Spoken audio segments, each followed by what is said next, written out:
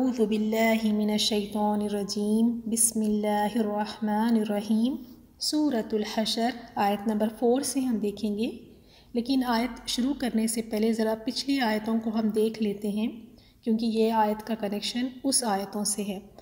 جیسے ہم نے پچھلی آیتوں میں دیکھا یہود کے 3 قبیلے تھے اور اس میں سے بنو نذیر کا ذکر اس سورے میں ہے۔ تو انہوں نے کیا کیا تھا، یہ اپنی قلعوں میں جا کر بند ہو گئے تھے۔ جب رسول صلی اللہ علیہ وسلم نے محاصرہ کر لیا تھا تو انہیں یہ لگتا تھا کہ یہ بڑے بڑے قلعے ان کو اللہ تعالیٰ کے عذاب سے بچا لیں گے، لیکن انہیں جلا وطن کیا گیا، یعنی انہیں اپنی وہ جگہ چھوڑ کر نکلنا پڑا وہاں سے، اور یہاں تک کہ انہوں نے اپنے گھروں کو خود اپنے ہاتھوں سے اجاڑا، کیونکہ انہیں اتنی ہی اجازت دی گئی تھی کہ یہ جتنا سامان اپنے اونٹوں پر لاد کر لے جا سکتے ہیں اتنا ہی لے جائیں۔ تو اب یہ اپنے گھروں کا سامان جو چوکھٹے ہیں یا جو کچھ بھی وہ اکھاڑ سکتے تھے، نکال کے ساتھ لے کے جا سکتے تھے، وہ انہوں نے ساتھ اکھاڑنے شروع کر دیے، اپنے گھروں کو خود اپنے ہاتھوں سے انہوں نے اجاڑا۔ اور یہ کافی سالوں سے وہاں مدینہ میں بسے ہوئے تھے، تو کافی ان کی وہاں پہ پراپرٹیاں تھیں، جائیدادیں سمجھ لے آپ، کافی ساز و سامان تھا ان کا، لیکن اجازت اتنی ہی تھی کہ جتنا یہ اپنے اونٹ پر لاد کر لے جا سکتے ہیں اور ہتھیاروں کے سوا۔ تو ایک تو ان کو وہاں سے نکالا گیا، جہاں پر وہ رہ بس رہے تھے ان کو اس جگہ سے نکالا گیا، اپنے گھروں کو انہوں نے خود اپنے ہاتھوں سے برباد کیا، اور ساتھ میں یہ ایک رسوائی کا بھی عذاب تھا۔ یعنی اس میں کتنی رسوائی ہے، دیکھیں جہاں رہ بس رہے تھے وہاں سے نکل جانا، تو یہ ایک دنیا کا رسوائی کا عذاب تھا، اور آخرت کا عذاب تو اور ہے ہی۔ تو اب ہم آیت 4 میں دیکھتے ہیں وجہ کیا ہے، کیوں ان کو وہاں سے نکالا گیا، کیوں ان کو اتنی رسوائی کا سامنا کرنا پڑا۔ ذالک، یہ بِأَنَّهُمْ، اس لیے کہ بے شک انہوں نے یعنی بنو نذیر کے لوگوں نے کیا کیا تھا، شاقوا اللہ ورسولہ، مخالفت کی تھی اللہ اور اس کے رسول کی، یہ ان کا جرم تھا۔ ورنہ وہ اللہ تعالیٰ کو مانتے تھے، یہ نہیں تھا کہ اللہ کا انکار کرتے تھے، وہ اللہ تعالیٰ کو مانتے تھے، ان کی طرف بھی پیغمبر بھیجے گئے، ان کے پاس بھی آسمانی کتابیں تھے، لیکن کرتے کیا تھے، انہوں نے اللہ اور اس کے رسول کی مخالفت کی، اور ان کی آسمانی کتابوں میں رسول صلی اللہ علیہ وسلم کے بارے میں لکھا ہوا تھا، وہ پڑھنے کے بعد بھی، جاننے کے بعد بھی انہوں نے اس کو جھٹلایا، اس کی تکذیب کی، اور وہ رسول اللہ صلی اللہ علیہ وسلم کو اس طرح پہچانتے تھے جس طرح کوئی اپنے بیٹوں کو پہچانتا ہے۔ یعنی ان کی کتابوں میں اتنی کلیئر بتایا گیا تھا کہ ایک نبی آئیں گے، وہ اس طرح کے ہوں گے، تو وہ جانتے تھے، لیکن جانتے بوجھتے انہوں نے تکذیب کی، جھٹلایا اور مخالفت کی۔ تو ان کی اس عمل کی وجہ سے وَمَن يُشَاقِ اللَّهَ، تو جو کوئی مخالفت کرے اللہ کی، فَإِنَّ اللَّهَ، تو بے شک اللہ تعالیٰ شدید العقاب، سخت سزا دینے والا ہے۔ یعنی کوئی یہ معمولی بات نہیں ہے کہ آپ اللہ اور اس کے رسول کے خلاف کھڑے ہیں، آپ ان سے مخالفت کرتے ہیں، تو ان کے لیے تو پھر شدید عذاب ہے۔ دنیا کا عذاب تو ہم نے دیکھ لیا، گھر بار چھوڑنا پڑا، اتنی رسوائی اور ذلت کا سامنا کرنا پڑا، اور آخرت کا عذاب تو ہے ہی ہے ان کے لیے وہاں پر۔ آیت نمبر 5، ما قطعتم، جو تم نے کاٹا، من لینۃ، کوئی کھجور کا درخت، او ترکتموہا، یا تم نے چھوڑ دیا اس کو، قائمۃ، قائم، علی اصولہا، اس کی جڑوں پر، فبإذن اللہ، تو یہ سب اللہ کے حکم سے ہے۔ تو ہم دیکھتے ہیں کہ یہ آیت اللہ تعالیٰ کس موقع پر نازل فرمائے۔ ترجمہ ہے، مومنو، تم نے کھجور کے درخت کاٹ ڈالے یا ان کو اپنی جڑوں پر کھڑا رہنے دیا، تو یہ سب اللہ کے حکم سے تھا۔ تو دیکھتے ہیں کہ جب بنو نذیر نے دیکھا رسول صلی اللہ علیہ وسلم نے اور صحابہ اکرام نے ان کے قلعوں کا محاصرہ کر لیا ہے، تو آپ صلی اللہ علیہ وسلم نے وہ کھجور کے درخت جو ڈھال کا کام دے رہی تھی، یعنی ڈھال بن کے، آڑ بن کے کھڑی تھی، تو ضرورتاً ان کھجور کے درختوں کو رسول صلی اللہ علیہ وسلم نے کاٹ کے جلانے کا حکم دیا، کیونکہ یہ بیچ میں آڑ بن رہی تھیں اور ان کے لیے ڈھال کا کام کر رہی تھی یہودیوں کے لیے۔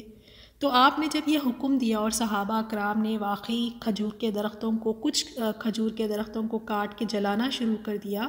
اب یہ بنو نذیر تو پیغام بھیجے اور وہیں سے چلانا شروع ہو گئے، یعنی ایک شور مچا دیا انہوں نے، اور یہ کہنا شروع کر دیا کہ آپ تو اللہ کے رسول ہیں، آپ خود فساد کرنے سے منع فرماتے ہیں اور آپ خود اب درختوں کو کاٹ رہے ہیں، آپ خود اس کا حکم دے رہے ہیں. تو ان کے اس جواب میں اللہ تعالیٰ نے یہ آیت نازل فرمائی، یعنی یہ درختوں کا کاٹنا یا چھوڑ دینا یہ اللہ تعالیٰ کے حکم سے تھا. اللہ نے اس بات کا حکم دیا کہ اس کو کاٹا جائے، کیونکہ عام طور پہ درختوں کو کاٹنے سے منع فرمایا ہے، اور خاص طور پہ ایسے درخت جو پھلدار ہو تو یہ کوئی پسندیدہ عمل نہیں ہے کہ درختوں کو کاٹا جائے. لیکن اس موقع پر اب یہاں جہاں محاصرہ کیا ہوا ہے اور بیچ میں درخت ایسے ڈھال وہاں پہ ہے، تو ایک ضرورتاً ان کو کاٹنے کا حکم دیا، اور اس میں اللہ تعالیٰ کی مرضی شامل تھی، اللہ تعالیٰ کی رضا کے مطابق تھا یہ. اور دوسری روایت میں یہ بھی آتا ہے کہ جب مسلمانوں کو کھجوروں کے درختوں کے کاٹنے کا حکم دیا گیا تو یہ بات مسلمانوں کے سینوں میں کھٹکی، اور انہوں نے یہ کہا کہ ہم نے تو بعض درختوں کو کاٹ دیا اور بعض کو چھوڑ دیا، کیونکہ سارے درختوں کو نہیں کاٹے تھے تو بعض کو چھوڑ دیا.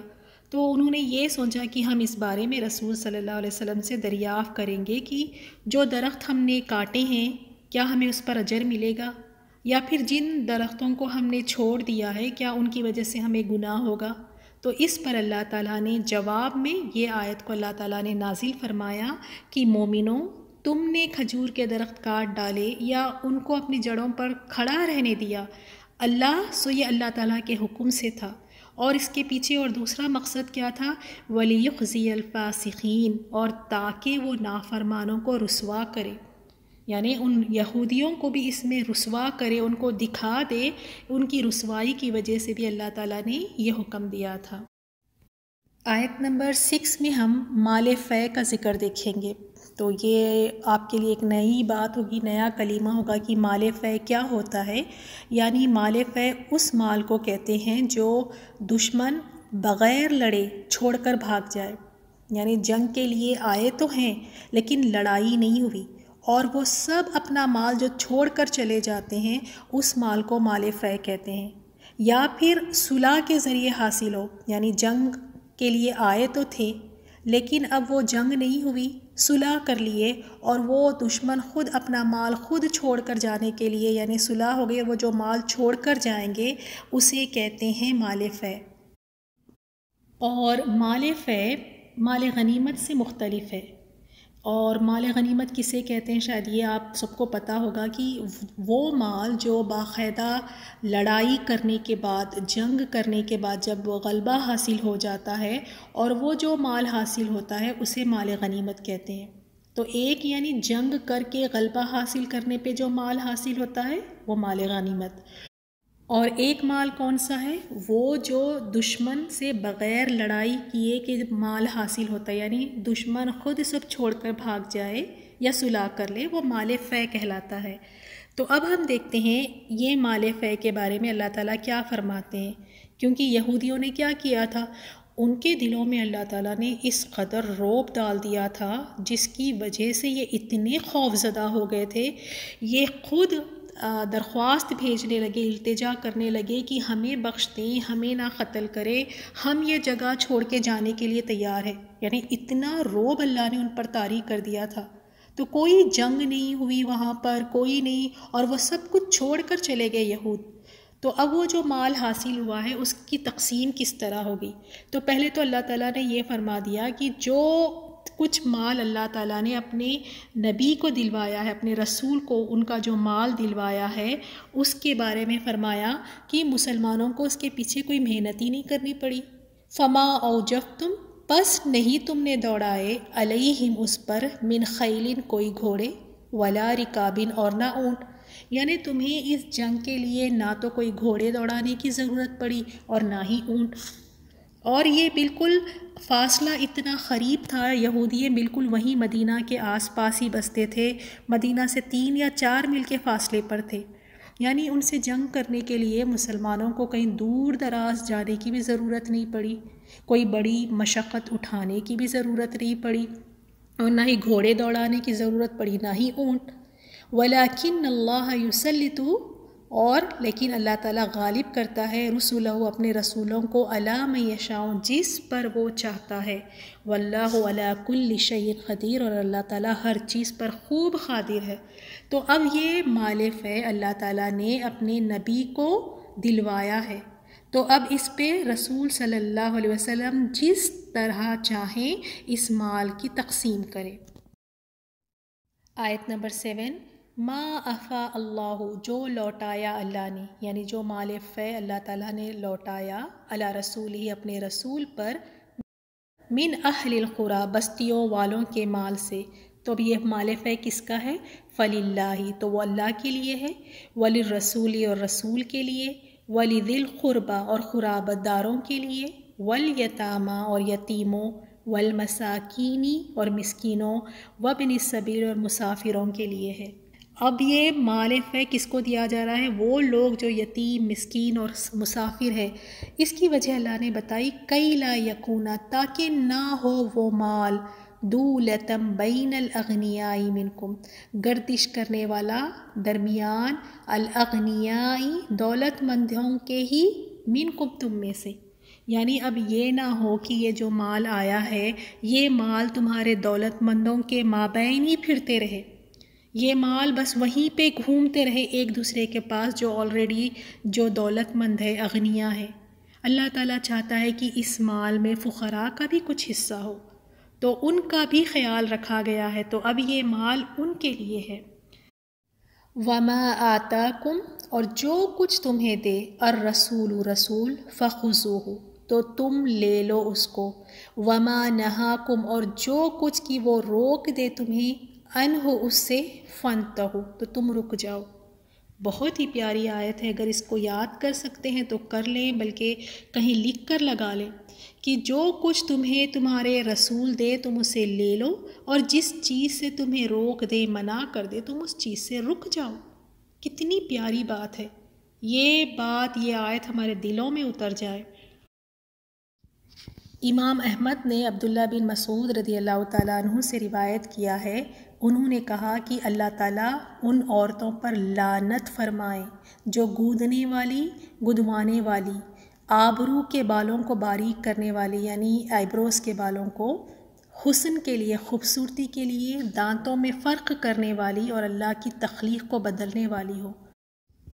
یہ بات بنو اسد کی ایک عورت تک پہنچی، تو وہ کیا کی، وہ فوراً حضرت ابن مسعود رضی اللہ تعالیٰ عنہ کے خدمت میں حاضر ہو کر عرض کی کہ مجھے یہ پتہ چلا ہے کہ آپ نے اس طرح کی بات کی ہے، یعنی آپ نے لعنت بھیجی ہے۔ تو ابن مسعود رضی اللہ تعالیٰ عنہ نے جواب دیا کہ ہاں، میں اس پر لعنت کیوں نہ بھیجوں جس پر رسول صلی اللہ علیہ وسلم نے لعنت فرمائی ہو، اور پھر اس کا ذکر اللہ کی کتاب میں بھی ہو۔ تو اس عورت نے کہا کہ میں نے تو سارا قرآن پڑھا، مگر میں نے کہیں بھی قرآن مجید میں اس آیت کو، یعنی اس بات کو میں نے قرآن میں کہیں نہیں پایا۔ تو ابن مسعود رضی اللہ تعالیٰ عنہ نے فرمایا اس سے کہ کیا تو نے قرآن، اگر تو نے قرآن پڑھا ہوتا، یعنی اگر تو نے قرآن کو سمجھ کے پڑھا ہوتا تو اسے ضرور پاتی، کیا تو نے یہ نہیں پڑھا؟ اور پھر آپ نے اس کو یہ آیت پڑھ کے سنائی، وما آتاکم الرسول فخذوہ وما نہاکم عنہ فانتہوا، اور جو چیز تم کو تمہارے رسول دے لے لو، اور جس سے منع کر دے تم اس سے باز آ جاؤ، رک جاؤ۔ تو اس عورت نے جواب دیا کہ ہاں، اس آیت کو تو پڑھا ہے، یہ صحیح بخاری کی حدیث ہے، یعنی جو چیز بھی آپ صلی اللہ علیہ وسلم دے ہمیں اسے لے لینا چاہیے، اور جس چیز سے بھی ہمیں روکے اسے رک جانا چاہیے، کیونکہ آپ صلی اللہ علیہ وسلم کوئی بھی بات اپنی طرف سے نہیں کہتے۔ سورہ نجم میں بھی اللہ تعالیٰ نے فرمایا کہ ہمارا نبی اپنی خواہش سے کوئی بات نہیں کہتا، رسول اللہ صلی اللہ علیہ وسلم وہی کہتے ہیں جو ان کی طرف وحی کی جاتی ہے۔ واتقوا اللہ، اور تم ڈرو اللہ سے، ان اللہ شدید العقاب، اللہ تعالیٰ بے شک بہت سخت سزا دینے والا ہے۔ یعنی اگر تم اس طرح نہیں کرو گے، جو رسول دیتے ہیں اسے تم نہیں لیتے ہو، جس چیز کا کرنے کا حکم دیتے اسے نہیں کرتے، اور جن چیزوں سے روکا گیا تم ان سے نہیں رکتے، تو واتقوا اللہ، تو تم ڈرو اللہ تعالیٰ سے۔ تو واقعی یہ آیت بڑی سمجھنے والی ہے، اور یہی بات ہمیں سمجھ نہیں آتی۔ چلیں اس آیت سے اپنے لیے عمل کی بات لیتے ہیں۔ یہیں سے تو شیطان ہمیں گمراہ کر دیتا ہے، ایسے خوبصورت کر کے ہمیں اپنے اعمال دکھاتا ہے۔ اللہ نے تو فرمایا کہ جو رسول دے لے لو، جس سے روکے رک جاؤ۔ تو کیا واقعی ہم وہی چیزیں لے رہے ہیں جو رسول اللہ صلی اللہ علیہ وسلم نے دی ہے ہمیں؟ کیا واقعی ہم ان چیزوں سے رک رہے ہیں جن سے انہوں نے روکا ہے؟ آج تو اکثریت کا یہ حال ہے کہ وہ چیزیں کہاں سے لے رہے ہیں، یعنی جو رسول دے لے لیں، اس کی پرواہ نہیں ہے۔ جو بڑے دیں اس کو لے لیتے ہیں، ان کے طور طریقے، ان کے وظیفے، ان کے رسومات وہی ہمیں بہت پسند آتے ہیں، وہ لینا ہمیں بہت اچھا لگتا ہے۔ وہ چیزوں کو ہم نے سینے سے لگایا ہوا ہے، نسل در نسل یہ چیزیں لے بھی رہے ہیں اور آگے پہنچا بھی رہے ہیں۔ لیکن اللہ نے فرمایا جو رسول دے اسے لو۔ اب جو ہمیں یہ چیزیں مل رہی ہیں، طریقے ہیں، وظیفے ہیں، رسومات ہیں، کبھی جاننے کی فکر کی کہ رسول صلی اللہ علیہ وسلم نے بھی اس کا حکم دیا ہے کہ نہیں؟ وہ نبی جو ہمیں چھوٹی سی چھوٹی بات سے لے کے بڑی سی بڑی بات، ہر ایک بات کی رہنمائی کی ہے، کیا رسول اللہ صلی اللہ علیہ وسلم ہمیں زندگی کے بہت اہم چیزوں میں رہنمائی نہیں کی ہوں گی؟ وہ نبی جس نے ہمیں غم کا طریقہ سکھایا کہ اگر غم ہم پہ آ پڑے تو ہم غم کیسے منائیں، کتنے دن منائیں، اگر رونا ہو تو کس طرح ہم نے رونا ہے، خوشیوں کے طریقے ہمیں بتائیں، ہمیں زندگی کے ہر لمحے میں، ہر معاملات میں کس طرح ڈیل کرنا ہے بتایا۔ یہاں تک کہ چھوٹی چھوٹی چیزیں، اگر استنجا کرنا ہے تو وہ کس ہاتھ سے کریں، جوتا پہننا ہے تو کس پیر میں پہلے جوتا پہنیں، اگر جمائی آتی ہے تو جمائی کس طرح لے، اگر ہم کھائیں تو کیا کھائیں اور نہ کھائیں تو کیا نہ کھائیں، کپڑے کس طرح پہنیں، اگر ہم سو بھی رہیں تو کس کروٹ سوئیں۔ بڑی سے بڑی بات اور چھوٹی سی چھوٹی بات، ہر چیز کی رہنمائی آپ صلی اللہ علیہ وسلم نے کر دی۔ کیا آپ صلی اللہ علیہ وسلم نے یہ بات چھپا لی، یہ طریقہ ہمیں نہیں بتایا کہ چہلم اور 40واں بھی کرنا ہے، زیارتیں، برسی، خل، میلاد، یہ سب کیا رسول صلی اللہ علیہ وسلم نے ہمیں دیے ہیں؟ اللہ نے تو فرما دیا جو تمہارا رسول دے تم اسے لے لو۔ کیا یہ طریقے آپ صلی اللہ علیہ وسلم نے دیے ہیں جو ہم آج اسے لے کر اپنی زندگی کا حصہ بنائے ہیں؟ آپ صلی اللہ علیہ وسلم نے کوئی بات نہیں چھپائی، نہ ہی کوئی طریقہ، نہ ہی کوئی نیکی، نہ ہی کوئی عبادت، نہ خوشیاں منانے کا طریقہ، نہ غموں کا طریقہ، ہر چھوٹی سی چھوٹی اور بڑی سی بڑی چیز کی رہنمائی آپ صلی اللہ علیہ وسلم نے کر دی۔ اب یہ جو ہم یہ کرتے ہیں خرافات، یہ ساری چیزیں ہم نے کہاں سے لی؟ تو ہمیں چاہیے کہ اس آیت سے واقعی ہم سبق حاصل کریں اور علم لیں اور دیکھیں کہ واقعی کیا نبی نے دیا ہے کہ نہیں دیا۔ اگر گمراہ نہیں ہونا چاہتے ہیں تو ہمیں دو چیزوں کو مضبوطی سے تھامنا ہوگا، قرآن اور رسول صلی اللہ علیہ وسلم کی احادیث اور سنتوں کو۔ اگر یہ دونوں چیزوں کو تھام لیں گے تو کبھی بھی گمراہ نہیں ہوں گے۔ اگر ان سے ہٹ جائیں گے، ان سے دور ہو جائیں گے تو یقین جانیں کہ گمراہی کے دلدل میں پھر ڈھستے جائیں گے۔ تو یہاں کتنا سنہرا اصول بتا دیا گیا، وہی لو جو رسول نے دیا ہے اور رک جاؤ ان چیزوں سے جن سے انہوں نے روکا ہے۔ اتنی آسان بات ہمیں شیطان سمجھنے ہی نہیں دیتا ہے، ایسے چیزیں لے آتا ہے ہماری زندگیوں میں، ہم وہ عمل کرنے لگتے ہیں وہ چیزوں کو اور لگتا ہے کہ ہم کتنی بڑی نیکی کر رہے ہیں۔ اور شیطان کا کام ہے ہی یہ کہ وہ ایسے ہم سے عمل کرواتا ہے اور خوبصورت کر کے ہمیں دکھاتا ہے اور ہم کر کے بڑے اتراتے ہیں کہ واہ بھی میں کیا نیکی کا کام کر رہی ہوں، در حقیقت وہ نیکی ہوتی ہی نہیں۔ تو آج سے یاد رکھیں وہی ہم نے کرنا ہے جو قرآن اور حدیث میں ہو اور جو صحابہ اکرام نے کیا ہو۔ اگر یہ نہیں ہمیں ان چیزوں میں ملتا یا صحابہ اکرام نے نہیں کیا، قرآن میں ہمیں اس کا ذکر نہیں ملتا، تو ہم کون ہوتے ہیں آگے بڑھ کے کسی چیز کو نیکی سمجھ کے ہم کریں؟ تو یہ آیت واقعی بہت ہی ڈرانے والی، اللہ تعالیٰ نے خود فرمایا وَاتَّقُوا اللَّهَ، اور تم ڈرو اللہ سے، ان اللہ شدید العقاب، بے شک اللہ تعالیٰ سخت عذاب دینے والا ہے۔ سبحانک اللہم وبحمدک، نشہد ان لا الہ الا انت، نستغفرک ونتوب الیک۔ السلام علیکم ورحمۃ اللہ وبرکاتہ۔